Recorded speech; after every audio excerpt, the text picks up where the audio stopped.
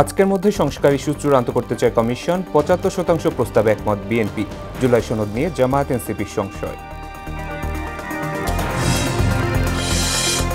ভারতে বসে বিশৃঙ্খলা সৃষ্টির চেষ্টা করছেন হাসিনা, অভিযোগ ফখরুলের। ফ্যাসিস্টের মাথাচাড়া ঠেকাতে সঠিক সিদ্ধান্ত নিতে হবে বললেন তারেক।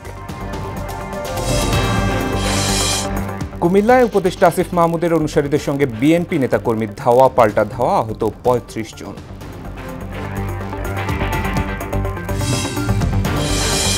এবং বড় ধরনের সাইবার হামলার আশঙ্কায় বাংলাদেশ ব্যাংকের সতর্কতা জারি। সুরক্ষায় ডেটাবেস, সার্ভার হালনাগাদ সহ ১৪ নির্দেশনা।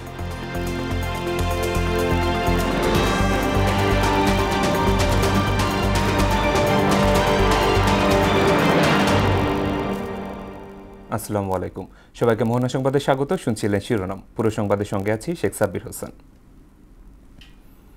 এবার বিস্তারিত। সংস্কার ইস্যুতে গুরুত্বপূর্ণ সব বিষয়ে আজকের মধ্যে চূড়ান্ত করতে চায় ঐকমত্য কমিশন, জানিয়েছেন কমিশনের সহসভাপতি অধ্যাপক আলী রিয়াজ। বিএনপি বলছে কমিশনের ৮২৬ সুপারিশের মধ্যে ৭৫%-এর সাথে তারা একমত। এদিকে জুলাই সনদ নিয়ে সন্দেহ প্রকাশ করেছে এনসিপি। অন্যদিকে এর আইনি বৈধতা নিশ্চিতের দাবি জামায়াতের। আরও জানাচ্ছেন ওবায়দুল হক মারুফ। রাজধানীর ফরেন সার্ভিস একাডেমিতে জাতীয় ঐকমত্য কমিশনের আলোচনার ২২তম দিনে প্রাধান্য পায় নারী প্রতিনিধিত্ব ও জুলাই সনদের আইনি বাস্তবায়ন। বৈঠকের বিরতিতে কমিশনের সহসভাপতি আলী রিয়াজ জানান, বৃহস্পতিবারের মধ্যে জুলাই সনদের খসড়া চূড়ান্ত করতে চান তারা। কালকে আমরা সংস্কারটা তৈরি করে যাতে একটা সকলের কাছে গ্রহণযোগ্য ঐকমত্যের জায়গাগুলি চিহ্নিত করা আছে, সনদ আমরা সকলের হাতে তুলে দিতে পারি। বৈঠকে জুলাই ঘোষণাপত্র নিয়ে সংশয় জানান এনসিপি ও জামায়াত নেতারা। গণঅভ্যুত্থানে আমাদের ভাইরা জীবন দিয়েছেন, সে আকাঙ্ক্ষাগুলোর সন্নিবেশের মধ্য দিয়েই যেন একটা জুলাই ঘোষণাপত্র জারি করা হয়। পার্লামেন্টের নারী আসন ১০০ হোক, এই ব্যাপারে আমরা একমত, এবং এটা যাতে সহজতর করা যায় না আমরা সেভাবে বলছি। এটা নিম্নকক্ষে পিয়ার সিস্টেমে নারীদের আসনগুলো করতে। বিএনপি নেতা সালাউদ্দিন বলেছেন, জুলাই সনদ নিয়ে তারা একমত। সংবিধান ছাড়া অন্যান্য প্রস্তাব এখনই বাস্তবায়নযোগ্য বলে মনে করেন তিনি। সংবিধান সংশোধন সংক্রান্ত সুপারিশগুলো ব্যতি রেখে বাকি সমস্ত সংস্কার যেগুলো এগ্রিড হবে সবগুলো তার আগেই বাস্তবায়ন করা সম্ভব। তবে ঐকমত্যে পৌঁছাতে শেষ মুহূর্তের চেষ্টা চালাচ্ছে সব পক্ষ। ওবায়দুল হক মারুফ, মোহনা সংবাদ, ঢাকা। রাজনীতিতে ফিরতে ওত পেতে বসে আছে ফ্যাসিস্ট শক্তি, তাই সরকারের যে কোনো ভুল সিদ্ধান্তে গণতন্ত্র উত্তরণের পথে সংকট তৈরি হতে পারে মন্তব্য করেছেন বিএনপির ভারপ্রাপ্ত চেয়ারম্যান তারেক রহমান। বুধবার রাজধানীর আশুলিয়ায় আয়োজিত এক প্রতিবাদ সমাবেশে ভার্চুয়ালি যুক্ত হয়ে তিনি এসব কথা বলেন। এ সময় দলের মহাসচিব মির্জা ফখরুল ইসলাম আলমগীর বলেন, শেখ হাসিনা ভারতে বসে দেশে আবারও বিশৃঙ্খলা সৃষ্টির চেষ্টা করছেন। তানজিদ ভিয়ার প্রতিবেদন। গণঅভ্যুত্থানের সময় আশুলিয়ায় ৬ জনের লাশ পোড়ানোর ঘটনার প্রতিবাদে ঢাকা জেলা বিএনপির আয়োজনে এই সমাবেশ। এতে জুলাই শহীদদের রক্ত যেন বৃথা না যায় সেজন্য সবাইকে এক থাকার আহ্বান জানান শহীদ পরিবারের সদস্যরা। আর এই বাংলার মাটিতে কোনো স্বৈরাচার ঠাঁই হতে পারবে না। এই আশুলিয়ার মাটিতে তাকে ফাঁসিতে ঝুলিয়ে শুধু হাসিনা না, তার দোষরদের এবং যারা স্পটে ছিল। সমাবেশে বিএনপি মহাসচিব সহ কেন্দ্রীয় নেতারা শহীদ পরিবারের হাতে সম্মাননা তুলে দেন। সংস্কার নিয়ে অনেক আলোচনা হলেও শেখ হাসিনা ও তার দোসরদের বিচার এখনো দৃশ্যমান হয়নি বলে অভিযোগ করেন বিএনপি মহাসচিব। ক্ষমতায় টিকে থাকার জন্য আমাদের নেতা যারা আমাদের নেতৃত্ব করে, যাদেরকে দেশের মানুষ নেতা বলে মনে করে, তারা ক্ষমতায় চিরদিন টিকে থাকার জন্য এইভাবে গুলি করে মানুষকে হত্যা করে, যেটা হাসিনা করেছে বন্ধুরা।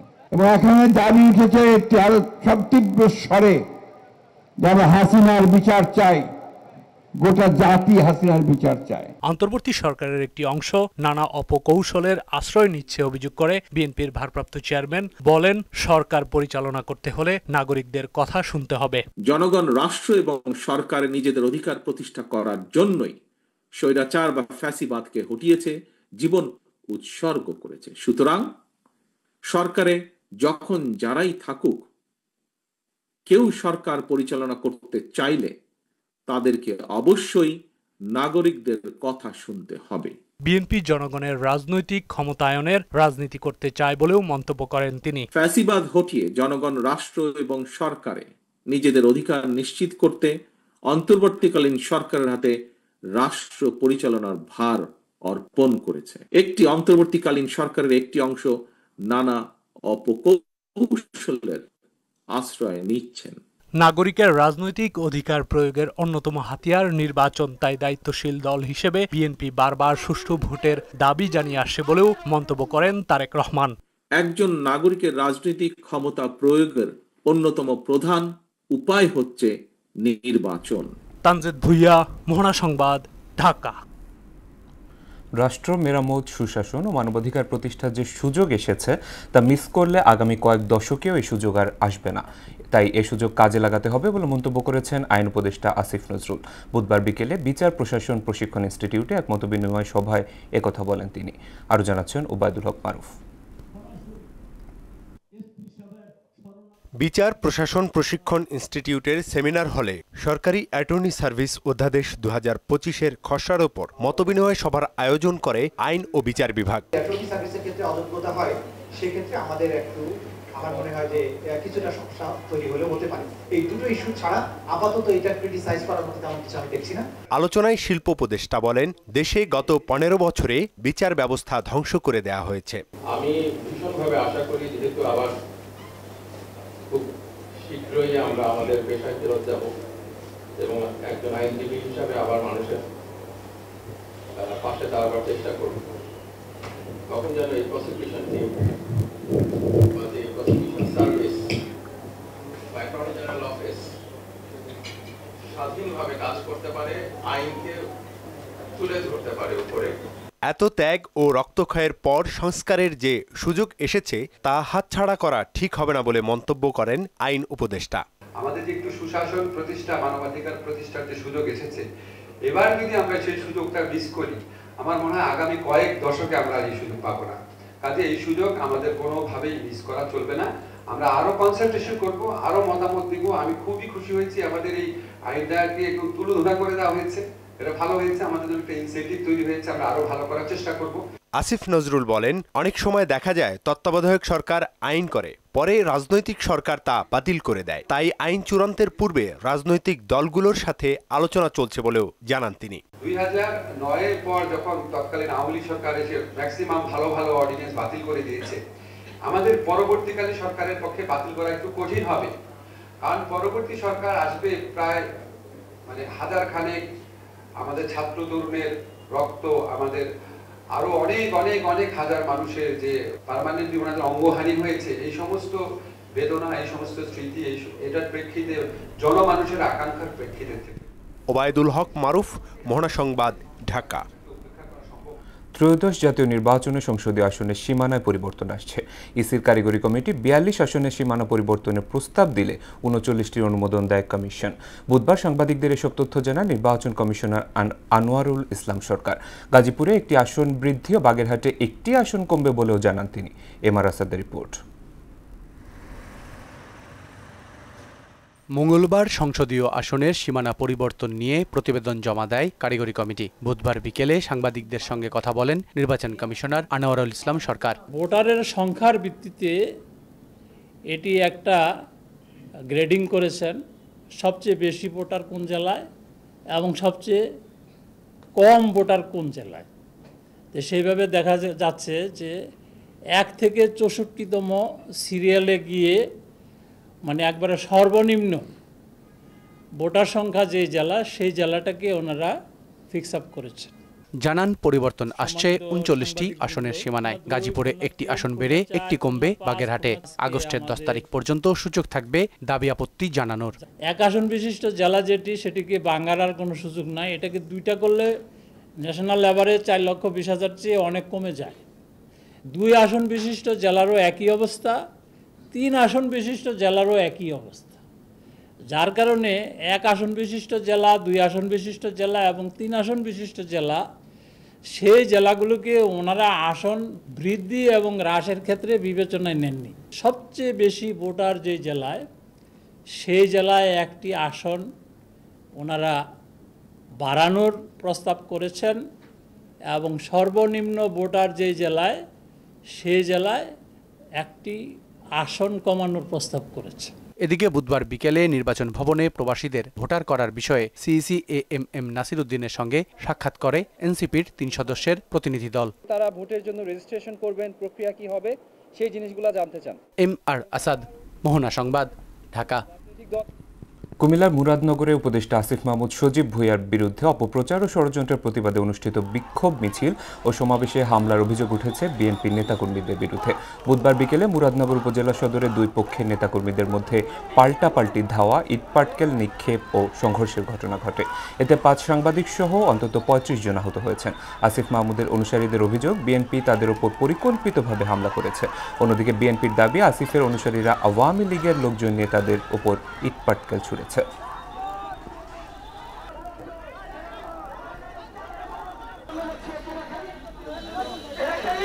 আমরা শান্তিপূর্ণ সমাবেশ করতেছিলাম, এরই মাঝখানে কাইকোবাদের সন্ত্রাস বাহিনী আমাদের উপরে ইট পাটকেল দিয়ে হামলা চালায়। যে প্রোগ্রাম দেয় ওনারা কাউন্টার প্রোগ্রাম দেয়। আসিফ মাহমুদের নেতৃত্বে এই মিথ্যা মামলার প্রতিবাদে আমাদের দাবি দেওয়া। আমরা দুনো পক্ষের সাথে কথা বলেছি, চেষ্টাও করেছি।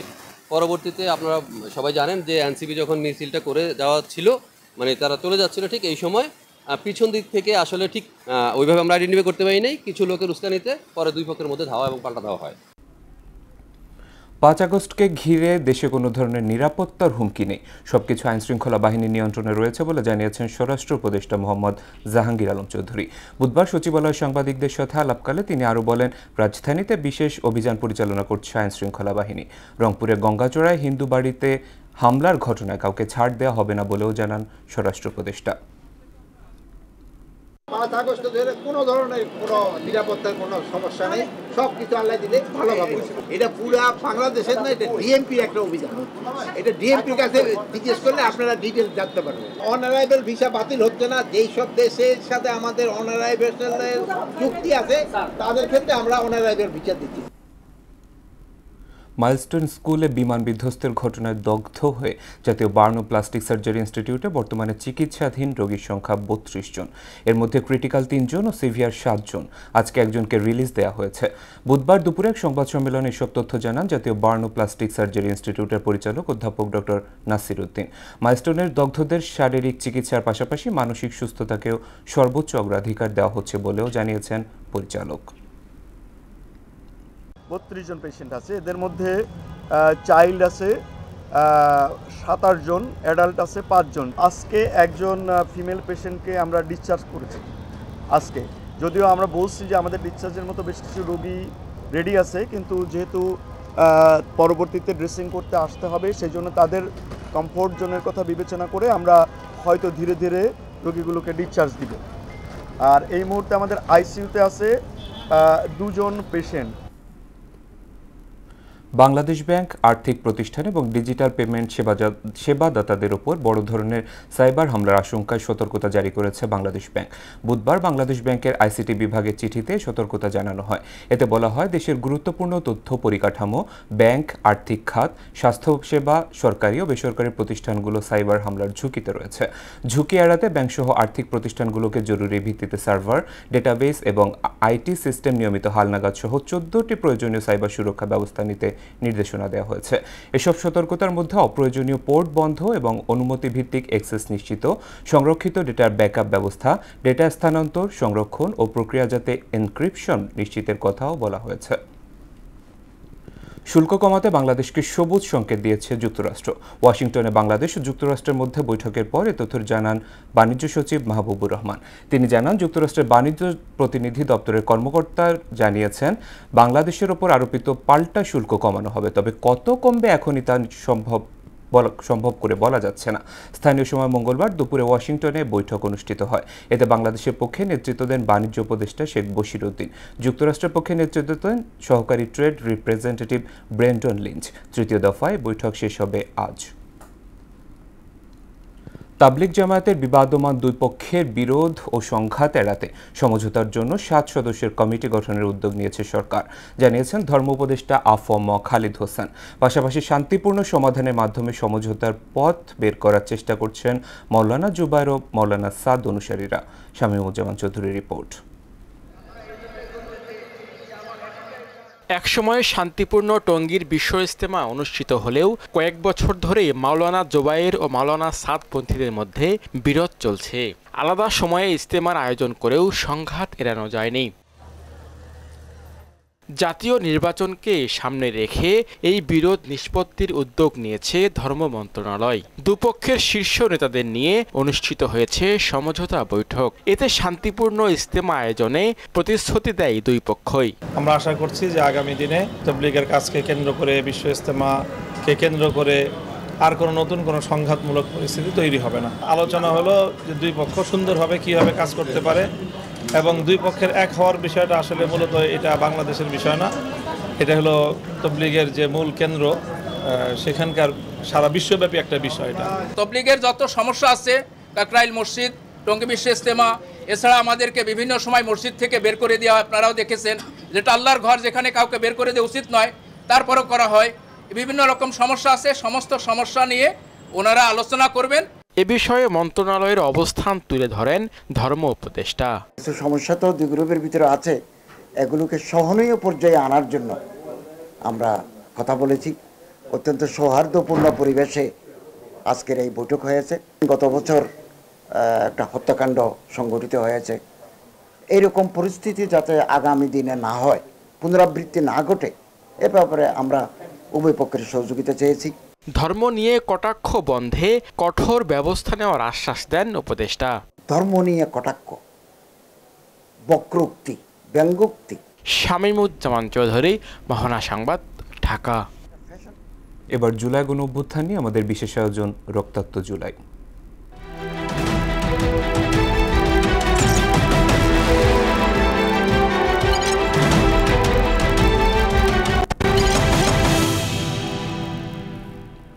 কোটা সংস্কার আন্দোলন ঘিরে সহিংসতা সংঘর্ষে নিহতদের স্মরণে 2024 সালের 30 জুলাই শোক দিবস পালন করে সরকার। অন্যদিকে আন্দোলনকারীরা তা প্রত্যাখ্যান করে নিজেদের সোশ্যাল মিডিয়া প্রোফাইল রক্তিম করে দেয় এবং রাজধানী সহ বিভিন্ন স্থানে বিক্ষোভ অব্যাহত রাখে। বাকিটা জানাচ্ছেন সুরাইয়া মুন্নি। গেল বছর কোটা সংস্কার আন্দোলন ঘিরে সহিংসতার সংঘর্ষে প্রাণ হারানোদের স্মরণে সরকার এদিন শোক দিবস পালন করে, কিন্তু ছাত্ররা তা প্রত্যাখ্যান করে নিজেদের সোশ্যাল মিডিয়া প্রোফাইল রক্তিম করে দেয়। পাশাপাশি দাবি আদায়ে অব্যাহত রাখে বিক্ষোভ কর্মসূচি। কোটা আন্দোলনের 6 সংগঠক তখনও গোয়েন্দা পুলিশের হেফাজতে। সহপাঠীদের পুলিশ হেফাজত কিংবা কারাগার থেকে মুক্তি দেয়া না হলে এইচএসসি পরীক্ষা বর্জনের ঘোষণা দেয় শিক্ষার্থীরা। ঢাকার রাজপথ হয়ে ওঠে অগ্নিগর্ভ। 24-এর এই দিনে পুলিশি বাধার মুখে মৌন মিছিল করেন জাহাঙ্গীরনগর বিশ্ববিদ্যালয়ের ছাত্র শিক্ষকরা। এছাড়া বেশ কয়েকটি বিশ্ববিদ্যালয়ের শিক্ষকরা সমাবেশ করেন এবং আলাদা কর্মসূচিতে সন্তানের মৃত্যুর প্রতিবাদ জানান অভিভাবকরা। প্রাণহানির জন্য সরকারকে দায়ী করেন বিশিষ্ট নাগরিকরা। অন্যদিকে গদি আঁকড়ে থাকা শেখ হাসিনা ঘোষণা দেন আন্দোলন ঘিরে সংঘর্ষ সহিংসতা তদন্তে বিচার বিভাগীয় কমিটি গঠন করা হবে। যারা অস্ত্রধারী, যারা এই ধরনের ঘটনা ঘটায়, তাদের সকলেরই তদন্ত হোক, বিচার হোক। এদিকে ছাত্র জনতার বিক্ষোভ দমনে গ্রেফতার ও দমন পীড়ন অব্যাহত রাখে পুলিশ। সুরাইয়া মুন্নি, মোহনা সংবাদ, ঢাকা। চট্টগ্রামের রাউজানে প্রয়াত মহিউদ্দিন আহমেদের কবর জিয়ারত কর্মসূচিতে হামলার জন্য গিয়াসউদ্দিন কাদের চৌধুরীর অনুসারীদের দায়ী করছে বিএনপি। বুধবার নগরীর নসিমন ভবন দলীয় কার্যালয়ে এক ব্রিফিংয়ে রাউজান উপজেলা বিএনপির সভাপতি অধ্যাপক জসিমউদ্দিন এই অভিযোগ করেন। তিনি জানান, সোমবার বিকেলে সর্তারঘাট এলাকায় চেয়ারপারসনের উপদেষ্টা গোলাম আকবর খন্দকারের গাড়িবহরের সশস্ত্র হামলা অন্তত 30 জন আহত হয়েছে। উপজেলা বিএনপির সাবেক সহসভাপতি ও রাউজান উপজেলা বিএনপির সাবেক সভাপতি মরহুম মহিউদ্দিন আহমেদের কবরে জিয়ারত করার কর্মসূচি ছিল। সেই অনুসারে চেয়ারপারসনের উপদেষ্টা জনাব গোলাম আকবর খন্দকার বিকাল 4:30 সত্তরঘাট ক্রস করে রাউজানে যাওয়ার সময় গিয়াসউদ্দিন কাদের চৌধুরী সমর্থিত 70-80 জন সন্ত্রাসী অস্ত্রশস্ত্রে সজ্জিত হয়ে বিএনপি নেতাকর্মীদের উপর হামলা চালালে জনাব গোলাম আকবর খন্দকার সহ প্রায় 30 জন নেতাকর্মী আহত হয়। ঘন ঘন লোডশেডিংয়ে অতিষ্ঠ পাথরঘাটার প্রায় 60,000 বিদ্যুৎ গ্রাহক। চাহিদার তুলনায় সরবরাহ কম থাকায় ব্যাহত হচ্ছে শিল্প উৎপাদন। বরফের অভাবে পচে যাচ্ছে মাছ, নষ্ট হচ্ছে ইলেকট্রনিক্স যন্ত্রপাতি। সমস্যা সমাধানে ঊর্ধ্বতন কর্তৃপক্ষের সহায়তা চেয়েছে পাথরঘাটা পল্লী বিদ্যুৎ কর্তৃপক্ষ। সুমন মোল্লার প্রতিবেদন, জানাচ্ছেন আফরিন পপি।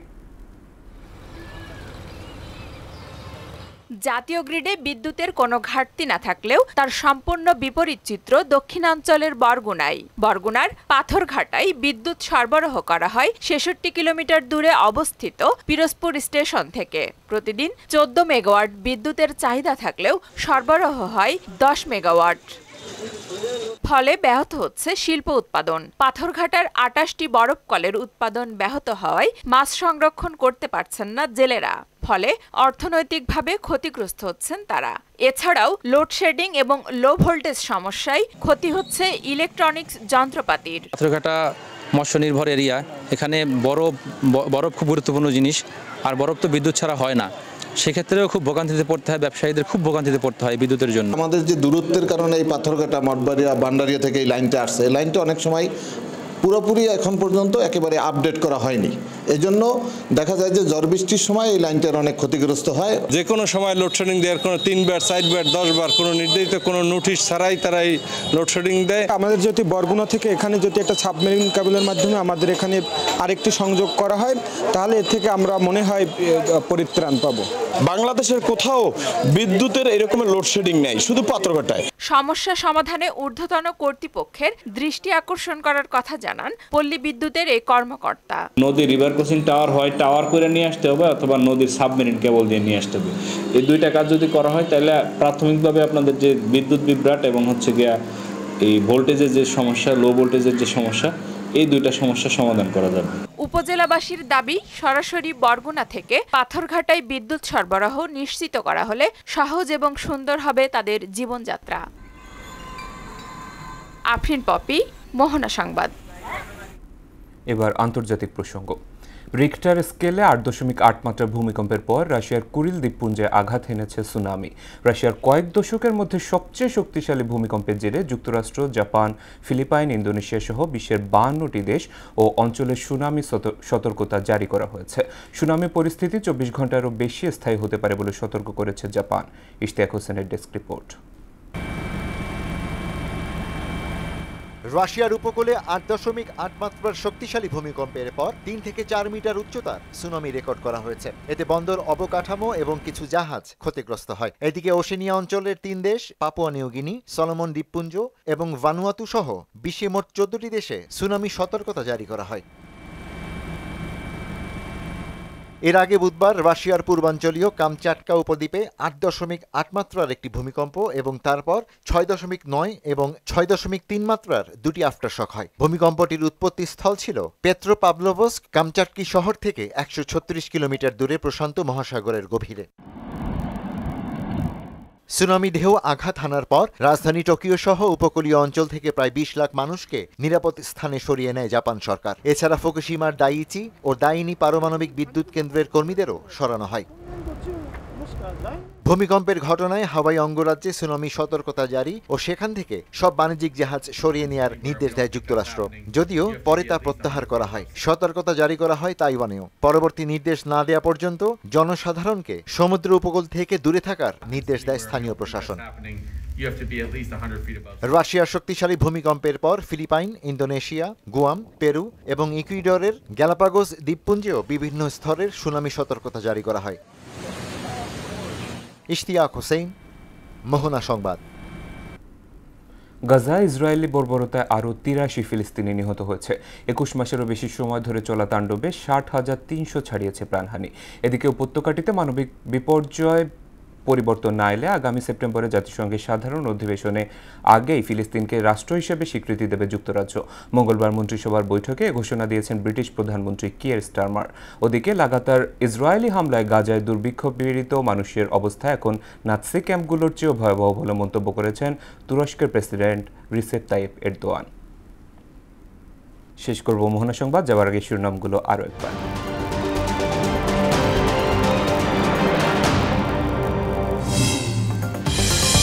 আজকের মধ্যে সংস্কার ইস্যু চূড়ান্ত করতে চায় কমিশন, ৭৫% প্রস্তাবে একমত বিএনপি। জুলাই সনদ নিয়ে জামায়াত এনসিপির সংশয়। ভারতে বসে বিশৃঙ্খলা সৃষ্টির চেষ্টা করছেন হাসিনা, অভিযোগ ফখরুলের। ফ্যাসিস্টের মাথাচাড়া ঠেকাতে সঠিক সিদ্ধান্ত নিতে হবে বললেন তারেক। কুমিল্লায় উপদেষ্টা আসিফ মাহমুদের অনুসারীদের সঙ্গে বিএনপি নেতাকর্মীদের ধাওয়া পাল্টা ধাওয়া, আহত ৩৫ জন। এবং বড় ধরনের সাইবার হামলার আশঙ্কায় বাংলাদেশ ব্যাংকের সতর্কতা জারি, সুরক্ষায় ডেটাবেস, সার্ভার হালনাগাদ সহ ১৪ নির্দেশনা।